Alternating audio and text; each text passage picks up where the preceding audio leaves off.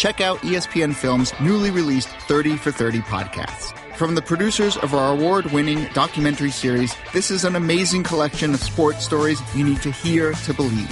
Speaking of amazing, Delta Airlines and the Fly Delta app make your travel experience amazingly easy with real-time bag tracking, e-boarding, and passport scanning during check-in. And don't forget to download 30 for 30 podcasts to fill your flight with stories that will keep you coming back for more.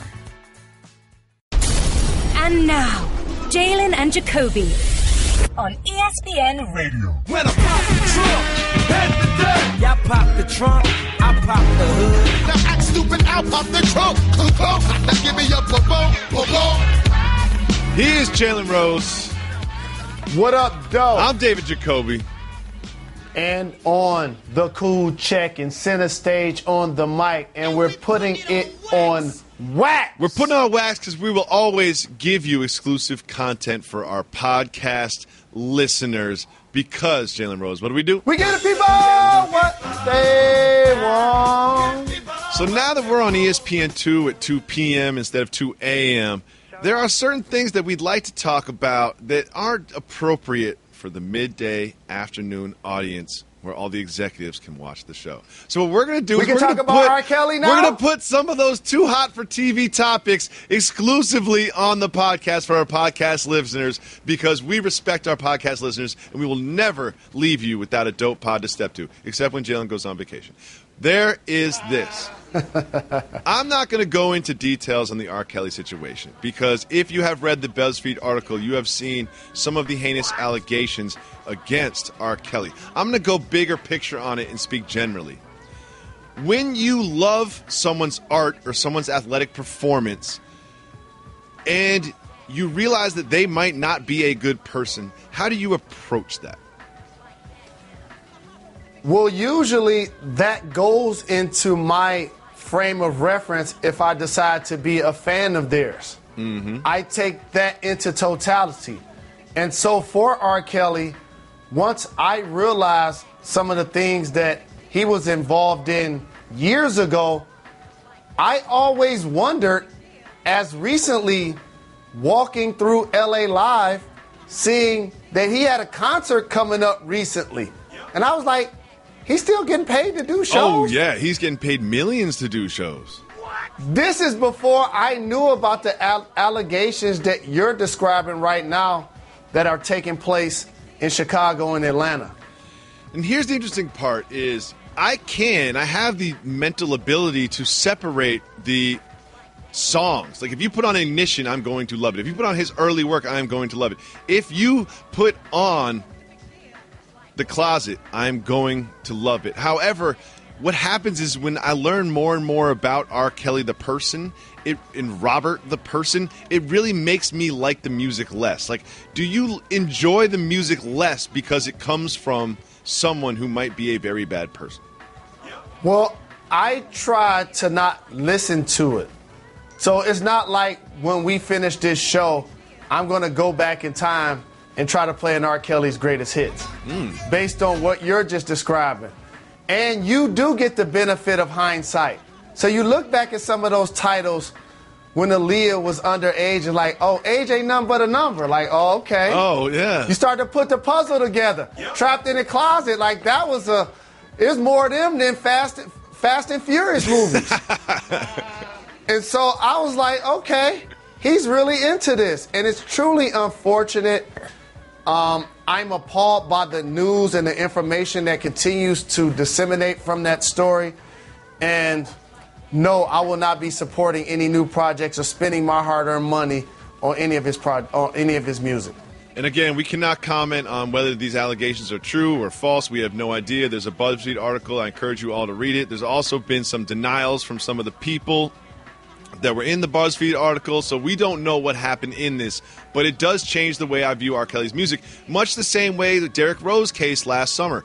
If you read the details of that case, whether or not he was found guilty, the details of the case that are established facts, test messages, and timelines, they're very concerning. And when I look at Derrick Rose as a die-easy Knicks fan, even though he's not really on the Knicks right now, I hope he's not on the Knicks in the future, it makes me look different at him as an athlete. It's hard for me to buy a Derrick Rose jersey knowing that he did these things. It's hard to separate athletic performance and artistic performance from the person, the source of those performances.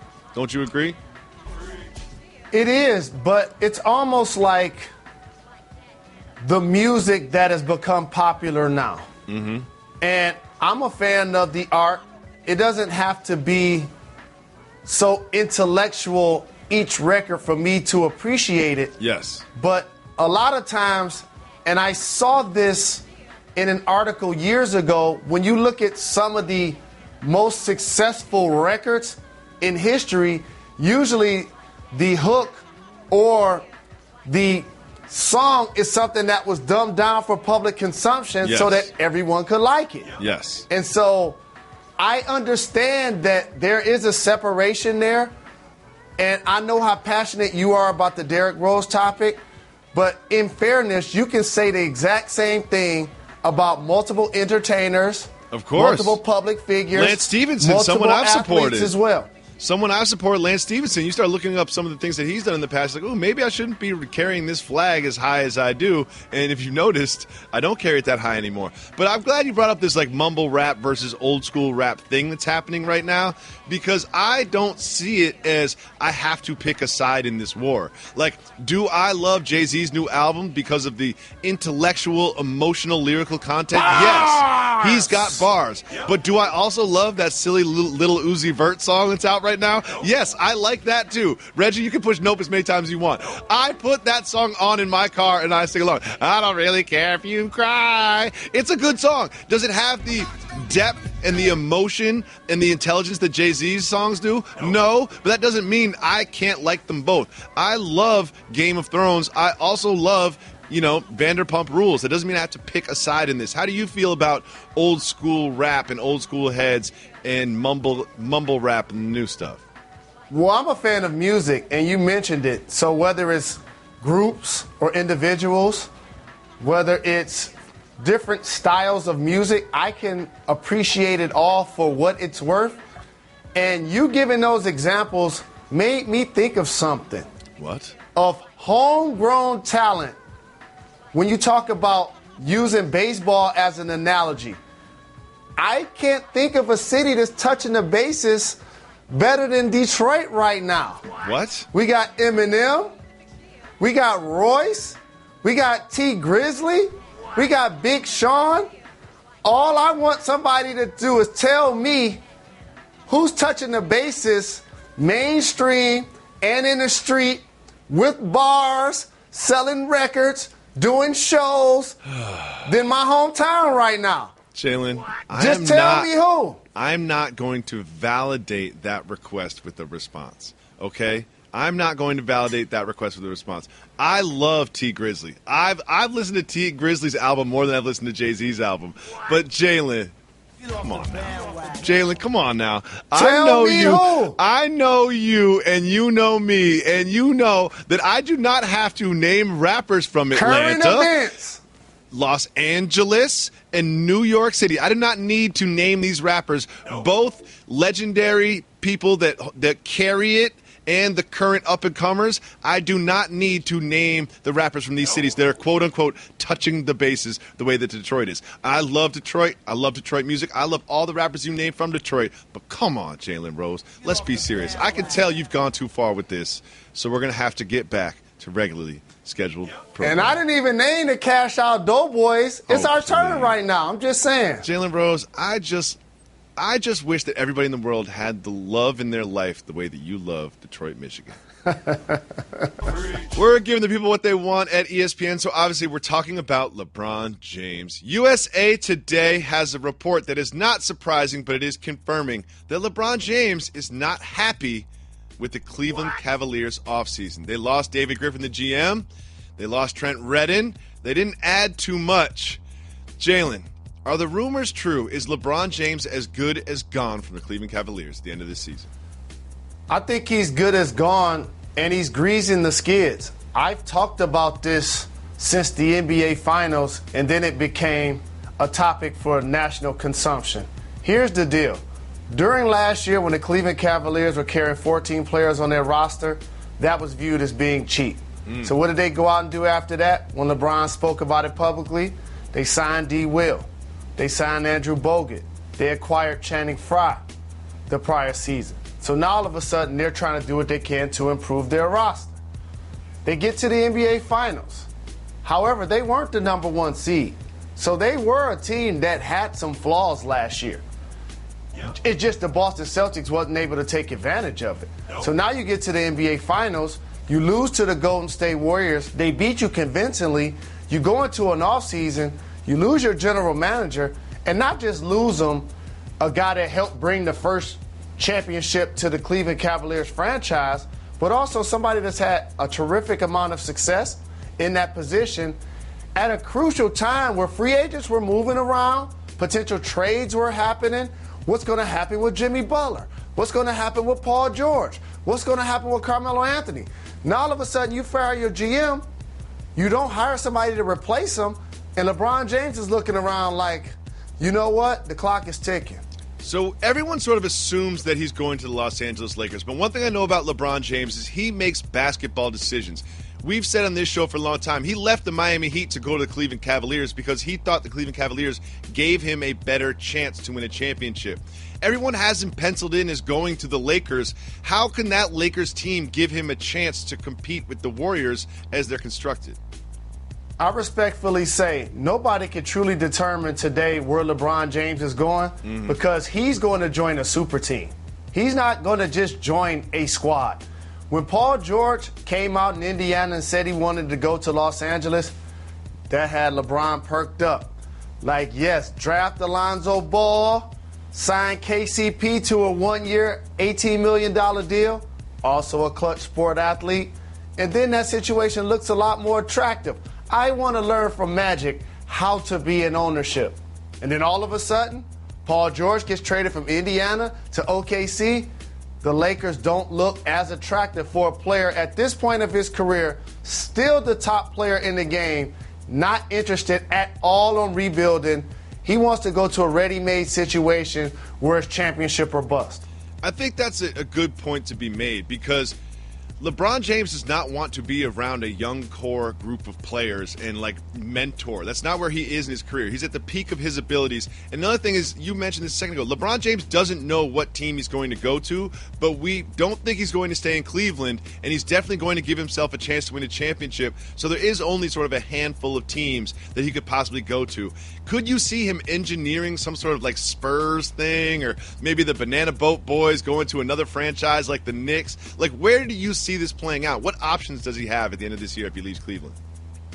The one thing I'm noticing about the landscape of the league is that a player like Kawhi Leonard and Coach Pop, you would think on paper that people would want to go run with them, but from the outside looking in, it may look like it's dressed in overalls and seem like work. So therefore, people aren't exactly enthusiastic about going to a team that's going to limit their minutes, cut into their stats, have a coach that's barking in their face doing a mid-January game on the road, somewhat suppressing your personality.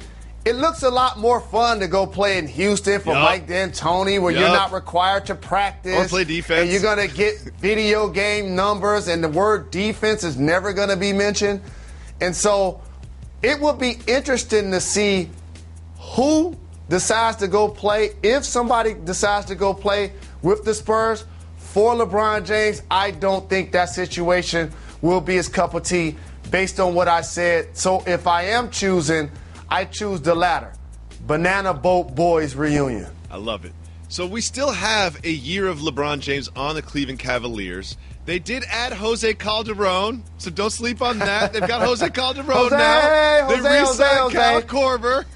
But there is this report also from USA Today that one of the things that sort of got LeBron a little upset is there was a trade on the table for Jimmy Butler.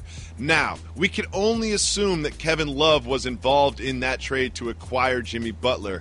LeBron's upset about that. Did they kind of blow it by not acquiring Butler this offseason? They didn't blow it.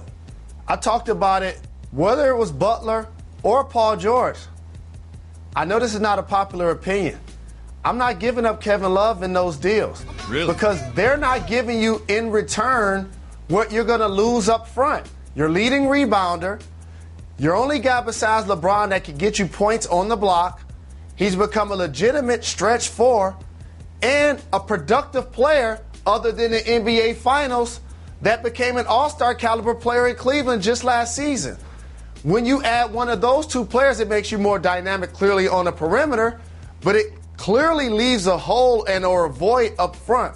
So if you can acquire a level of player like that and still keep Love, obviously, and Kyrie, then you do it. Other than that, I don't think they dropped the ball there. There's one point I want to bring up that's interesting with LeBron James's contract. LeBron James, like Carmelo Anthony, has a no-trade clause. Now, you have no problem as the Cavs putting that in there. Like, oh, we would never want to trade LeBron James. We would never trade LeBron James. But let's imagine this season starts to go sour. You know, the Cavs are in the third place, and LeBron's subtweeting everybody on the team and the franchise itself. And then you look at yourself, and you're the Cavs. You're like, this guy's leaving, and the deadline's coming up. You could see a scenario in which they would want to trade LeBron James to get something back for him instead of just letting him walk. But now with that no trade clause, they're absolutely going to just see him walk if that is the scenario, which is something to be just noted upon, that even LeBron James, you might not want to put a no trade clause in the contract. What do you think about that little wrinkle?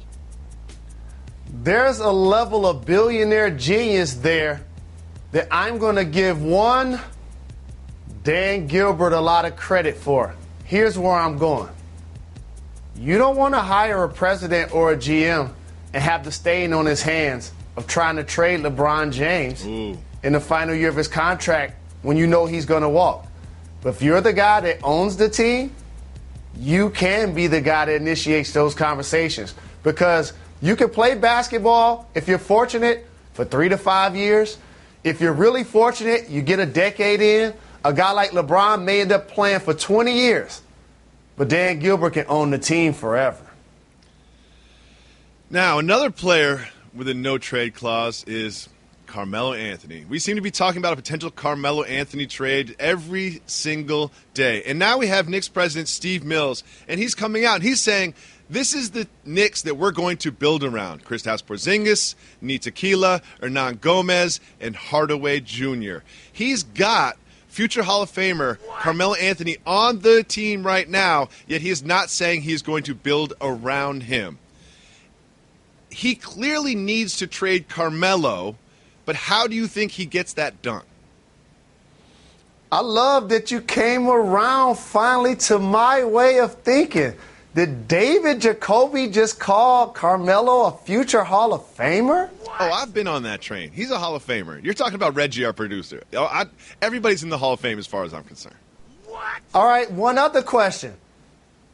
Will the Knicks retire his jersey? Will it be in the rafters at MSG? Absolutely not, Jalen Rose, and you know this. You say that just to make me upset. With that being said, for Carmelo Anthony to be moved, bringing in Scott Perry to go with Steve Mills to make these decisions, you got to look at the past of what happened with Phil Jackson. While Carmelo Anthony didn't come to New York and be the lead domino to a team that consistently made the playoffs, one that people thought had promise for he and Amari to play on a championship level, that didn't happen. So therefore, that hurt his value some. Mm-hmm. When the Knicks continue to go lottery bound, that really hurt his value. Overall, trying to get fair market in return. When Phil Jackson started to open his mouth, that definitely hurt his value. Really killed his value. Yep. So now if you're a new GM, you're like, I'm not getting pennies on the dollar. You're not giving me some bogus contracts. I'm trying to sell to the fans of New York who have been upset with this team for as long as I can remember recently. You don't just give them up and not get something in return that you're proud of. So do not be surprised. And I know as a Daisy Knicks fan, you may not like this comment. When training camp starts, Carmelo Anthony could legitimately still be a member of the team. But he will not finish the season as a Knick because Steve Mills is out here. Steve Mills is out here talking about, hey, we might keep Carmelo. We might keep him the whole year so he can mentor these young players. Carmelo has value to us. Carmelo has value to us. Right, guys? He's clearly just trying to up his value before he ships him off to Houston, which is where I expect him to go. Ding, ding, ding. Jalen Rose. Everyone's talking about the rebuilt Rockets, the great moves the Minnesota Timberwolves made. But you and I both agree on this. Who had the best offseason in the NBA? That would be the Golden State Warriors. The Golden State Warriors. Now, before we get into the details of what they did this offseason, what we do on this show is we like to set realistic expectations for NBA franchises and their fan bases.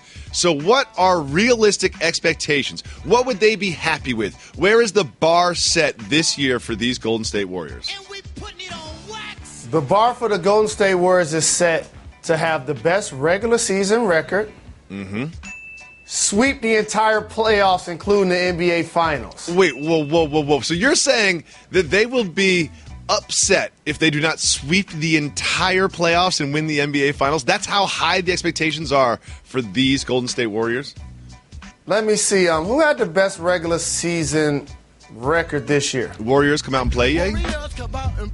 How many games did they lose throughout the playoffs? Warriors came out and played and lost one game throughout the playoffs. Moving on up like the Jeffersons. Well, that's the only thing that can happen when you are writing realistic expectations on the board. Win back-to-back championships and do it in dominating fashion. Well, let's take a look at exactly what they did this offseason that has Jalen and I thinking that they had the best offseason in the NBA, even though no one is saying that. They did, re-signed Steph Curry to the largest contract in NBA history. So they re-signed a former unanimous MVP. They also re-signed another former MVP in Kevin Durant. And they re-signed Andre Iguodala, Finals MVP. They re-signed key backup Sean Livingston. And they re-signed David West. One of the reasons they were able to re-sign all of these key players and keep their core together is because Kevin Durant took $9.7 million less than his maximum potential salary. What does him taking less in order for them to keep this group together tell you about KD and the Warriors franchise? A lot of people acknowledge what you just said about him taking $9 million less and make that the headline. But that's not the story. The true story is when the individuals basically that you just described get on an airplane and go recruit him to be a part of the Golden State Warriors, it's already inherent that that's got to happen once he signs initially on the dotted line. That in order to keep me here, Andre Iguodala, while I'm recruiting you, Steph Curry, in order for me to get my max deal, can I eat too? Since I didn't get a bite at the apple as large the first time around. You see me in all these commercials. I got to be in these commercials. No doubt. You know that your first deal can't come out and be the max type deal. So that's truly what it started when he joined the squad. Now we can look at the dollars as semantics. Look at it like an investment. Don't just count the money for right now. He's planting seeds to create a harvest. And that's why they were able to have an amazing offseason. And then check this out. Not only did they keep this core, which everyone's focused on keeping the core together. KD did that, made it happen. They also had some key additions that people are overlooking. I love this. They signed Nick Young and a little low-key benefit, signed Omri Caspi. Now, that doesn't come without a cost. It certainly looks like they're going to enter the season without Ian Clark and Matt Barnes. They're trying to sneak JaVale McGee in there at the minimum. But what do you think about this addition of Nick Young? How do you feel he will fit into this team? It makes me think back to 2006 or 7 when the Miami Heat won the championship. And there's so many bold things that media members and fans label players. In particular, saying if they're losers or don't have what it takes to be champions, as I see Antoine Walker and Jason Williams win championships as a part of that team. Now you fast forward to the example I want to use last year, Matt Barnes for a lot of people fell into that category. Yep. And we all know JaVale McGee fell into that category. And he happened to play with Nick Young. They were in Washington together. Oh, that's right. And they dominated a lot of blooper reels. So I just want to talk about that term and that overtone as it relates to professional athletes. You don't make it to the league without being one of the best. Mm-hmm. Now, the situation that you're put in, the organization, the coaches, the other players in the locker room, now galvanize you and put you in a position to actually be a winner. So like you, I'm happy for Nick Young because it's going to make everyone look at him different than they looked at the guy that would shoot a three-point shot in Los Angeles and turn and walk away from the crowd before the basketball goes in. And you make a really good point because you always talk about legacy and how important legacy is and how you'll be remembered. And if you look at a player like JaVale McGee, who was on the fringe of the NBA a year ago today, his legacy was going to be his bloopers, his mental mishaps, his Shaqtin' a Fool MVP, all of that. And you know what he's going to do for the rest of his life when someone brings that up to him? He's going to point to his ring. And somehow, just being on a team, whether you are the last guy on the bench or the lead scorer on the team, if you win the championship, you can always point to that forever, and it makes me happy. It warms my heart to see that happen to JaVale McGee, a Drew League veteran, a Drew League stalwart, and another Drew League stalwart. Hopefully it'll happen for Nick Young as well. Now, this is all very positive about the Warriors, and you know me, I like to go negative, right? We've got Klay Thompson. His contract is going to be up after 2019.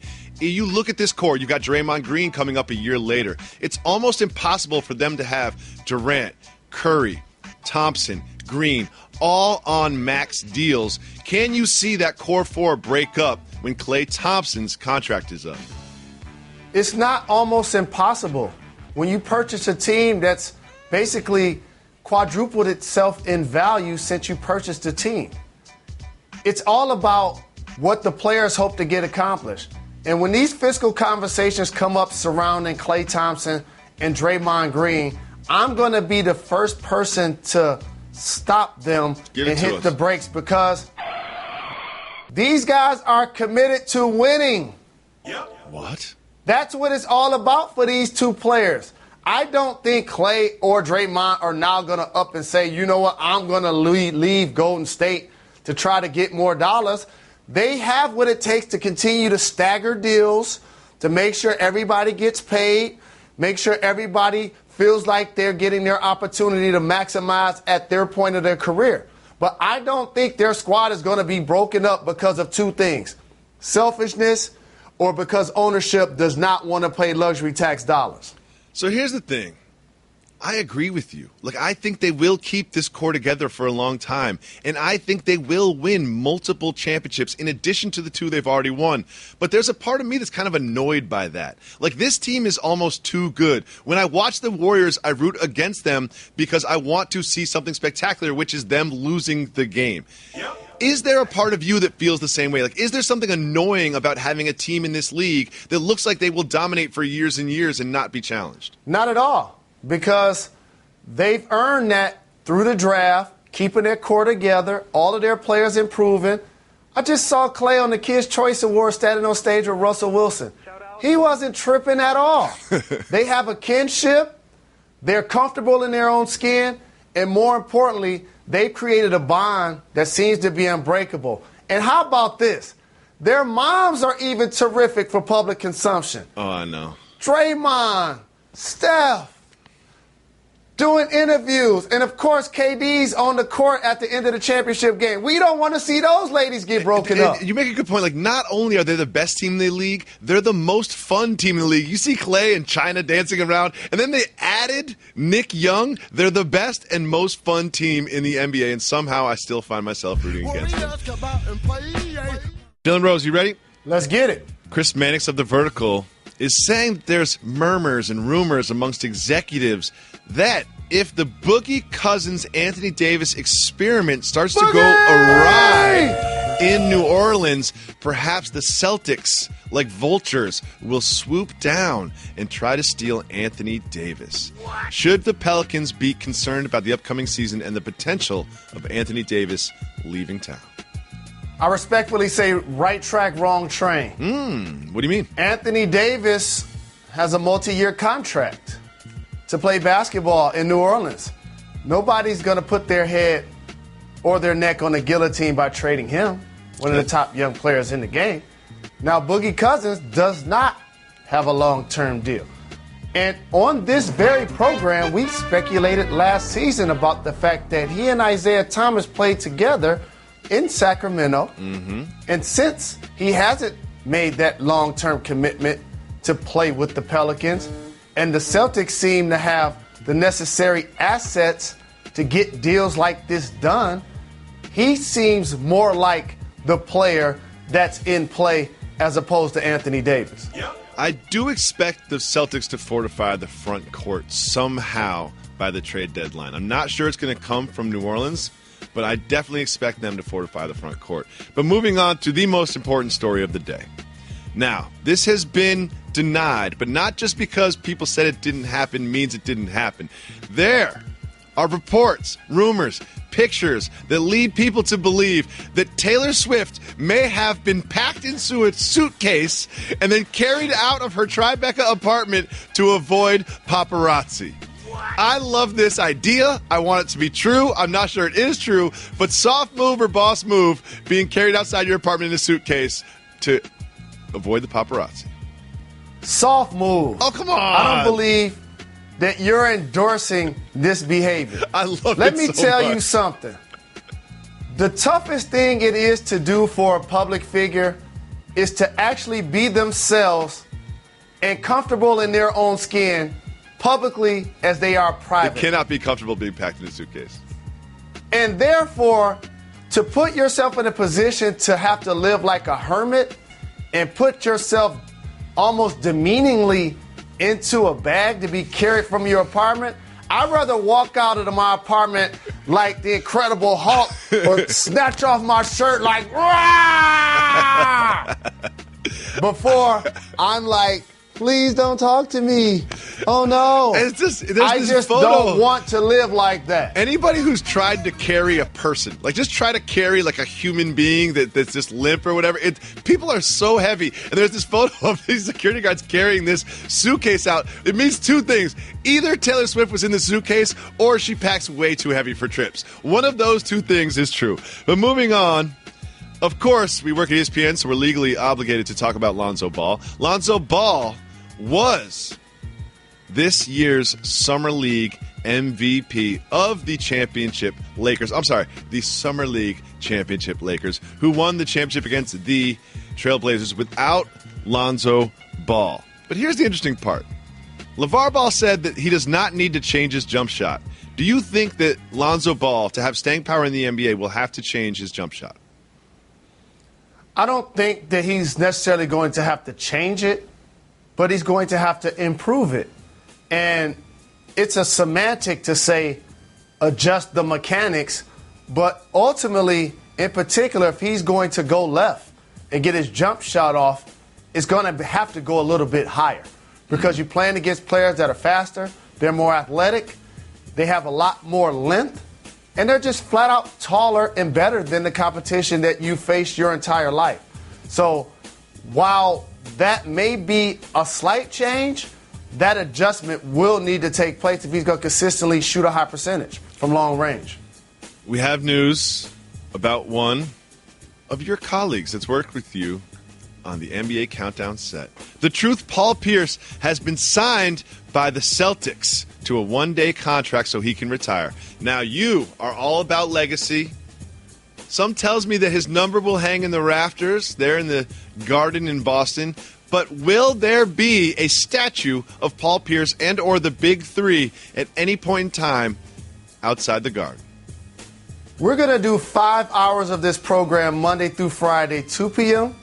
Eastern, PM. not 2 a.m. PM Eastern. And this is the only time I'm going to do research. You didn't do any research. You asked us to do the research. You asked me about Paul Pierce and statues. It made me wonder, who has statues as athletes in the Boston area? They're real tight with the so statues I'm like, in Boston. okay, let me just tell you a couple. Bill Russell's in the works. We still waiting on that? In the works? How long is this? They got Shaquille O'Neal out here in the works. What's it take? Right? How hard is it to make a statue? It's almost like the Harriet Tubman toys. Never going to see it. How long does it take? Never going to see either of these. You know what I'm saying? Of course, Red Auerbach has one, and rightfully so. Bobby Orr has one. His is great. Flutie? Wait. Hit the brakes on that. Doug, you know what? Oh, I understand why. You know, the Doug Flutie statue didn't take that much rocks. Bill Russell's tall. It takes a lot of material to make the Bill Russell statue, but Doug Flutie's little, so that was an easy one. That was light work. And also, Bill Russell's needed a lot more color. Let me continue. Because you rep the East Coast, you're from Massachusetts, you're a diehard, multiple New York and Bostonian fan. Die easy. Bobby Orr. Yep, great statue. See, I always look at the quality of the statue, not just the fact that they have a statue. Bobby Orr has a great statue of his signature moment flying through the air after scoring a goal. Red Sox teammates? What about Ted Williams? He has a freeway or an expressway. Okay. And rightfully so. You hit 400 in a season. It makes sense. And here's a couple. Harry Anganis. I'm not sure if you know who that is. I do not, and you didn't say the name right. I'm positive. Cy Young. Okay, familiar. I know he has a baseball award. I've never seen these statues. Where him. are these statues? I've been all around Fenway Park. I don't know where these statues are. Blame Alex because he did the research. Yeah, I was about to say, you did too much research Harry on this. Connolly? We're getting to the B-list Boston statues. Now we're getting to like the ducks on the bridge. Look, enough of this. And I say all of that to say this. If they don't put a statue of Larry Joe Bird somewhere in Boston, what in the world is taking place? Are you kidding me? I'm going to write a strongly worded email. Moving on. The Rockets are officially for sale. Leslie Alexander bought the team in 1993 for $85 million. Now, that franchise has been estimated to be worth $1.65 billion by Forbes. It will likely sell for more than that, perhaps around $2 billion. Jalen Rose, have you put together a group to buy the Houston Rockets? Yeah, I was on email with the Fab Five Group, Inc. We're trying to get together and buy that squad. Okay, good. I'm glad. I know you looked at your phone and you're like, oh, no, he doesn't have it. No, she doesn't have it. No. Yeah, this group isn't going to happen. Next, we have this. Rob Lowe, legendary actor Rob Lowe, been on the silver and the small screen for decades. He's in Santa Barbara just relaxing. He's stand-up paddleboarding, all the rage now. He sees two great white sharks in the water, and he paddleboards up to them just to get close to these magnificent beasts, these great white sharks. He just paddles over to them and kind of follows them around in the water. Question for you, Jalen Rose. Is paddleboarding around great white sharks, as we say, cultural? 100%. With quotations and an exclamation mark. You mean to tell me there was an individual who was actively pursuing sharks in the water? Gigantic great white sharks, just going towards them, not away from them, on a vehicle that somewhat looks like a seal from below. I'm surprised that Rob Lowe is still with us to this day for multiple reasons, one of which is his desire to chase after great white sharks. I'm still scared of Jaws. Jalen Rose, in the world of sports and pop culture, it's not all black and white. It's not all yes or no. There's a lot of gray area. We explore that gray area in a segment that we call 0 to 100. You ready? Yes, indeed. 0 to 100. How confident should Cleveland feel about LeBron James staying after next season? 50. Ooh, that's high. Why do you think there's a 50% chance that LeBron could stay? Because if LeBron decides to leave this time, you think KD tried to join a super team, this is really going to look like that. I mean, like, it'll almost be like leaving Cleveland to go play in Houston with Harden, CP3, and Melo. Yep. And so while he helped usher in a lot of ways what we see players trying to play together and form what has now been deemed super teams when you get on the stage as not 5, not 6, not 7. He doesn't have a horrible situation in Cleveland. No. Also, he runs the East. So, worst case scenario with Kyrie and Kevin Love, he's had a rite of passage to win that conference. He decides to go west, he loses that right. Now, Jalen Rose, it feels like just a couple weekends ago it was July 4th. We're in the middle of summer, but you know what? It's starting to become August, and all of our attention turns to what's really important in the fall, which is fantasy football. 0 to 100 right now. How prepared are you for your fantasy football draft? 0. And on this program, we will not force football topics. People do not care what the backup running back for the Buffalo Bills is doing in July. But you check back on this show in 3 weeks, and we will be fully studied up. I promise you, because Jalen Rose pays a lot of money to be in his fantasy league. So he studies hard for it. I wish you tried as hard at this show as you do on your fantasy football league. There's just no money at stake in this show. Moving on, though. 0 to 100. How interested were you in Summer League this year? 75%. Pretty good. Pretty good. Why is that? A lot of good young prospects in the draft. It's always good to see how they're able to walk across the stage, shake Adam Silver's hand, and then translate that to playing basketball into the summer and showing promise. In particular, look at a player like Lonzo Ball, who won Summer League MVP. There's a lot of noise surrounding his name, but when you look back at it, he actually went out there and balled. Had 36 points. And so I appreciate that, and the Lakers won the championship. Stephon Marbury described playing for Larry Brown on the Knicks and the U.S. team with one simple word: misery. 0 to 100. How much do you agree with Stephon Marbury about playing for Larry Brown? 95%. Whoa, 95%. Why is that? I say this respectfully because I'm not taking old shots. We buried the hatchet. It is all love. But what I will say, and anybody that's been around Larry as a coach and as a talent evaluator, I guess this takes place in a lot of relationships or friendships. He really likes the players on the other team more than he likes the players on his own team a lot of times. And so when you have a team like the Pistons that can go on and win the championship with a lot of talent and a lot of volatile personalities, well, you barking at them, they barking back 10 times. Ben Wallace, Rasheed Wallace, Chauncey, Rip Hamilton, they like, what? But all of a sudden, when you come into another scenario, when you're trying to build, and then you have a lot of young players that rely on your expertise and on your Hall of Fame status, it can be a little demeaning sometimes what happens to young players in those situations. He thrived in Indiana, obviously, the only coach ever to win a championship on the collegiate and the professional level.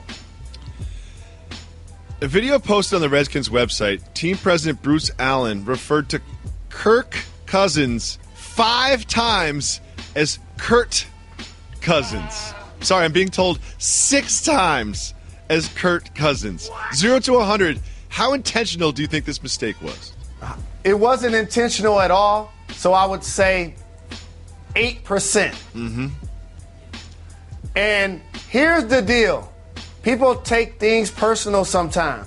As long as you have my wiring instructions and my name is spelled right on my check, doesn't matter. It doesn't matter. You know what? People mispronounce my name all of the time. I'm going no big deal on this totally. Like, if your name is Brandon or Brendan, I will not know until I've known you for like 5 years. I just say the end really quickly. Kirk and Kurt are the exact same way. I'd see nothing into this. Shout to Bruce Allen. I would have made the exact same mistake. Thank you so much for doing this show, Jalen. Next, Michael Vick said Colin Kaepernick should cut his hair to get a job. 0 to 100, how much do you agree with Mike Vick? 0%. Me too. I am not rolling with this in any way, shape, or form. This is something, it's called victim blaming, actually. Here's what Michael Vick has to understand. The reason why he was able to overcome his turbulence and people like me was rooting for him, and he ended up back in uniform playing for the Philadelphia Eagles when Andy Reid took a chance on him. Yep. It wasn't because he was wearing cornrows or not. No. It was because they thought he could be a productive football player, and they felt his production outweighed his baggage. What has happened to Colin Kaepernick, his stance was bigger than just the actual sport. Vic's situation, it rubbed many people obviously the wrong way as it involved animals. But when you start talking about the United States flag, people took that to a presidential height. And so for Colin Kaepernick, it's unfortunate that he's not playing football, and I do think it's solely because of the stance he's taking. Colin Kaepernick looking at Mark Jackson like, why he don't have a job? That's how I feel. There's reports that teams reached out to Johnny Manziel, and Colin Kaepernick still doesn't have a job. One of the things we do on this show, simple philosophy, is giving the people what they want. Part of giving the people what they want is asking them what they want us to do. We do so via Twitter and on our subreddit, which is reddit.com/r/Jalen and Jacoby, and via voicemail. You can call 985-80-JALEN and leave us a voicemail. First, we go to our Twitter feed. This is from the White Snoop. I'll leave that one. I will not comment on that. Quote, would you want to give Isaiah Thomas a max contract next summer? Jalen, what do you have to say to the White Snoop? The only two sports we have this conversation are in the NBA and the NFL, whether players are worth their money or not. Because those are the two major sports that have salary caps. With that being said, you should not judge players anymore based on their salary.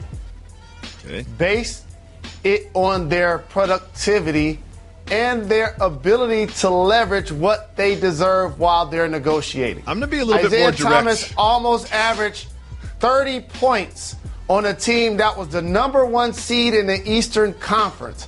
You absolutely give him a maximum deal. I'm going to answer that question a little more directly. No. Next, from our subreddit, will the new look Pacers make the playoffs in the East, or are they looking to tank? It's foggy in the East. It really is. When you look 5 and below, it's hard to say who's going to emerge because those teams haven't made major moves in the offseason. The line between tanking and, being the 6th seed in the East is very thin. Could a Miles Turner-driven team take you to the playoffs? Maybe. Again, if you call 985-80-JALEN, you can leave us a voicemail, and we'll play it on the show just like this. This is Rocky in Phoenix, and I want to know what's going on with Jalen's show, Jalen versus Everybody. That was the best show ESPN had ever came up with. That was a non-sports talk show. When are we going to see you again, Jalen? You're a superstar. You need to be on TV more than you are now. Show us the moneymaker. Okay. I have a lot to say about that, Rocky, but Jalen, you start. Thank you for the love. Appreciate the support. I can't take any credit. I work with A-list everybody. Producers, creators, writers, directors, acting coaches, actors that participated, including my partner in crime, David Jacoby. We hope that there will be more episodes of Jalen versus Everybody. The feedback was terrific from the public. Got a lot of support. Stay tuned. I just can't believe Rocky wants to see you on TV more. You got an hour on TV for Jalen Jacoby. You're on NBA Countdown. You're hosting To Tell the Truth. You're always popping up on Mike and Mike and SportsCenter. You are on TV so much, Jalen Rose. You need your own network. And Rocky in Phoenix is yeah, we need more Jalen Rose. But you said that I'm on for an hour with Jalen and Jacoby. Mm-hmm. When did that start? Oh, come on. We were on for a half an hour last week. We're on for an hour this week. There is just, you know what? I don't like talking about you. We're out of here. That's too much. Jalen and Jacoby on ESPN 2 at 2. We'll be back tomorrow if we don't get